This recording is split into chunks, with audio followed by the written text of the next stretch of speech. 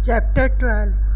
Worship of the personal Lord is better than meditation of the Absolute, devotion and contemplation. Arjuna said, those devotees who thus ever earnest worship thee, and those again who worship the imperishable and the unmanifested, which of these have the greater knowledge of yoga? There are those who seek oneness with the Absolute, one and impersonal and unrelated to the universe, and other who seek unity with the personal God manifested in the world of man and nature. Which of these have the greater yoga knowledge? Are we to turn our back on all manifestations and strain after the unchanging, unmanifest, or are we to be devoted to the manifested form and work in its service? Is it Absolute or the personal God, Brahma or Ishwar, that we should worship? The blessed Lord said, those who fixing their minds on me worship me, ever earnest and possessed of supreme faith, them do I consider most perfect in yoga. The teacher answered decisively that those who worship God in His manifested form have greater yoga knowledge. Upasana is worship, but those who worship the imperishable, the undefinable, the unmanifested, the omnipresent, the unthinkable, the unchanging and the immobile, the constant, by restraining all the senses, even being even-minded in all conditions, rejoicing in the welfare of all creatures, they come to me indeed, just like the others.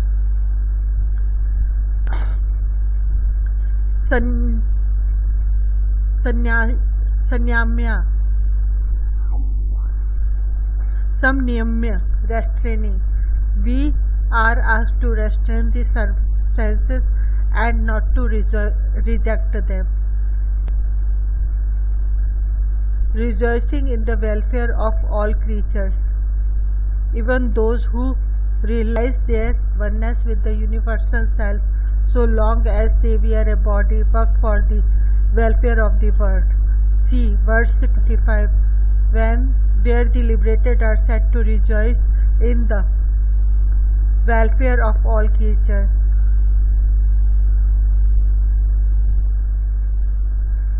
Here, service of humanity is declared to be an essential part of the discipline. MB has the following prayers. O one who would tell me of the sacred way by which I might enter into all the suffering hearts and take all their sufferings on myself for now and forever. Also Tukaram, that man is true who taken to his bosom the afflicted. Upasana is continuous meditation.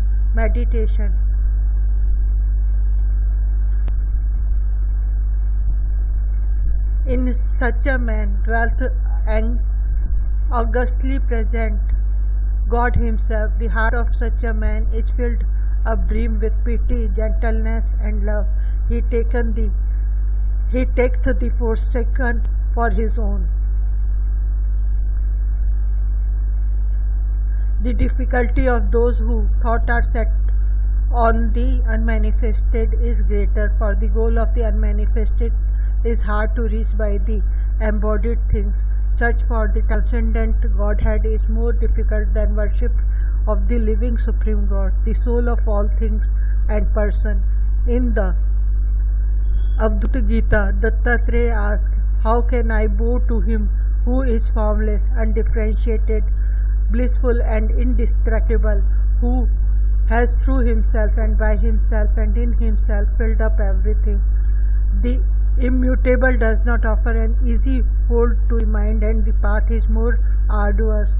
We reach the same goal more easily and naturally by the path of devotion to the personal God, by turning Godward all our energies, knowledge, will and feeling.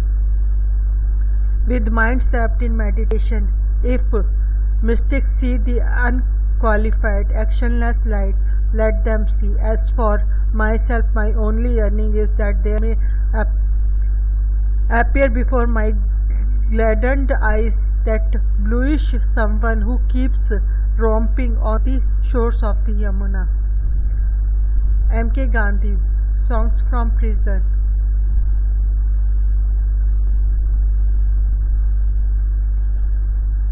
St. John of Damascus. By the visible aspects, our thought must be drawn up in a spiritual flight and rise to the invisible majesty of God.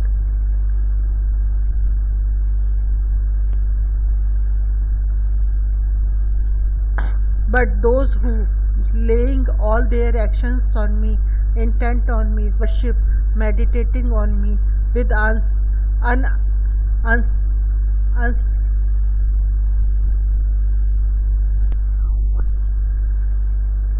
unswerving devotion. Those whose thoughts are set on me, I straightway deliver from the ocean of death-bound existence.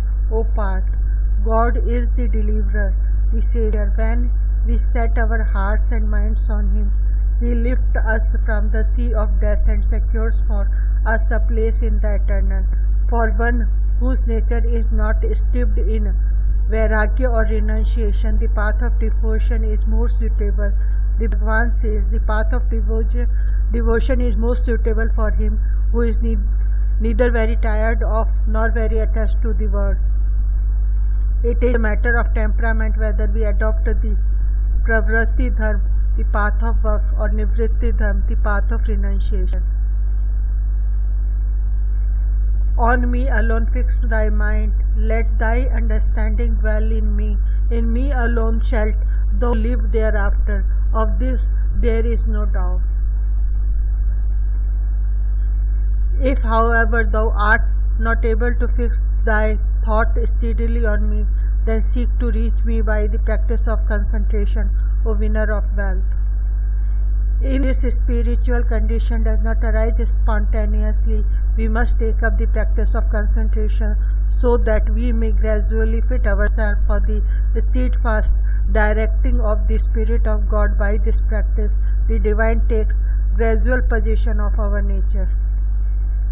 If thou art unable even to seek by practice, then be as one whose supreme aim is my service, even performing action for my sake, thou shalt attain perfection. If concentration is found difficult on account of the outward tendencies of the mind or our circumstances, then do all actions for the sake of the Lord.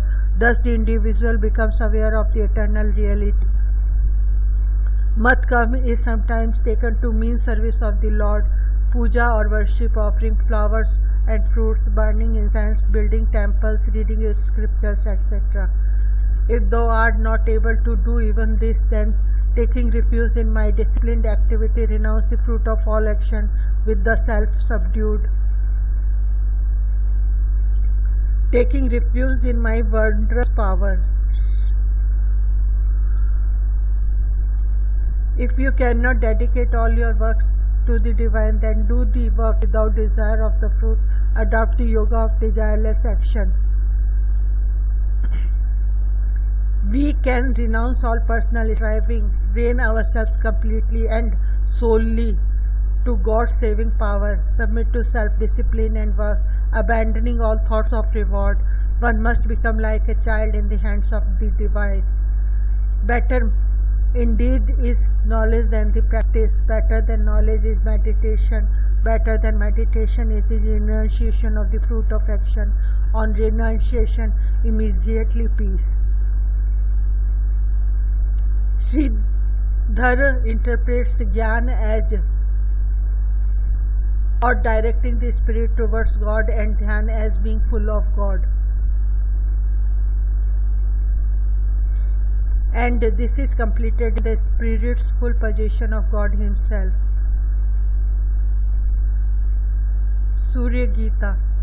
Devotion is better than knowledge, and desireless action is better than devotion.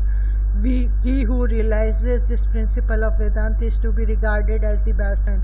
Devotion, meditation and concentration are more difficult than renunciation of the fruits of action. This latter destroys the sources of unrest and brings about an inner calm and peace, which are the very foundations of a spiritual life. The bhakti emphasis led to the subordination of knowledge and meditation to the devout mind and the consecration of all works to God.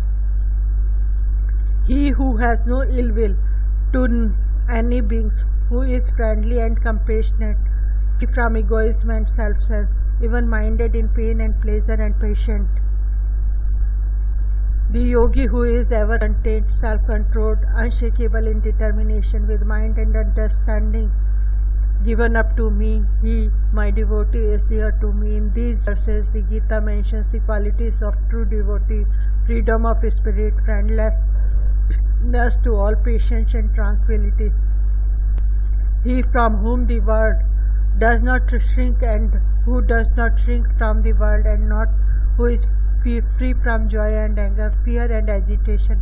He too is dear to me. He is not a source of grief to any. No one can make him feel grief.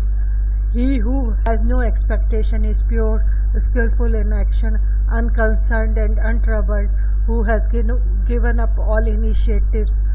He, my devotee, is dear to me. He renounces the fruits of all the actions. His acts are skilled, daksha, pure and passionless. He does not lose himself in reverie or dream, but knows his way in the world. He who neither rejoices nor hates, neither grieves nor desires, and who has renounced good and evil, he who is thus devoted is dear to me. He who alike to foe and friend, also to good and evil, repute, and who is alike in cold and heat, pleasure and pain, and who is free from attachment.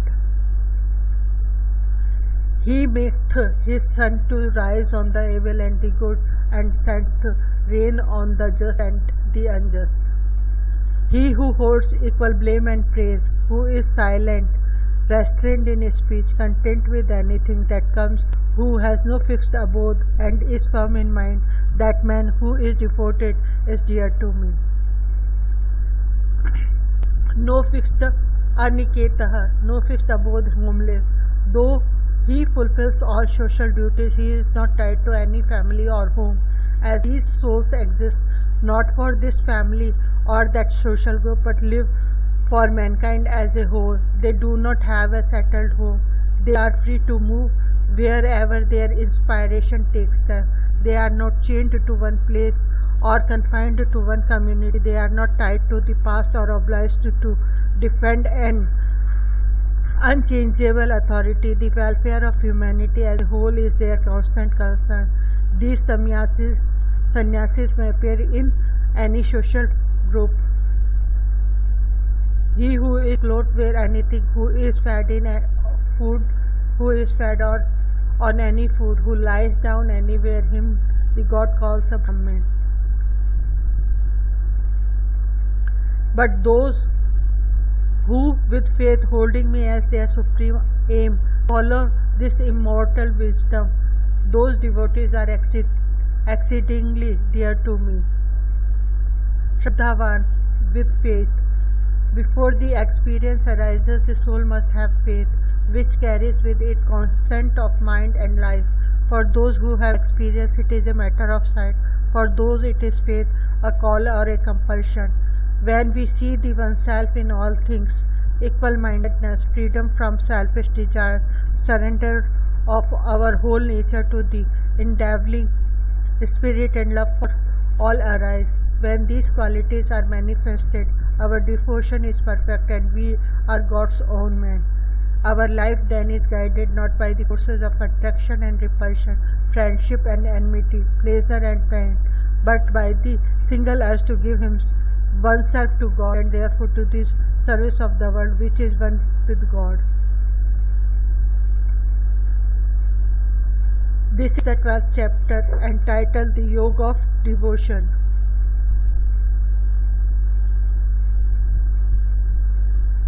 In the words of Tulsidas, grant me, O Master, by the grace to follow all the good and pure, to be content with simple things, to use my fellow not as means but end, to serve them stalwartly in thought, word, deed, never to utter word of hatred or of shame, to cast away all selfishness and pride, to speak of no ill of others, to have a mind at peace, set free from care, and led astray from thee, neither by happiness nor woe. Set thou my feet upon this path, and keep me steadfast in it. Thus only shall I please thee, serve thee right.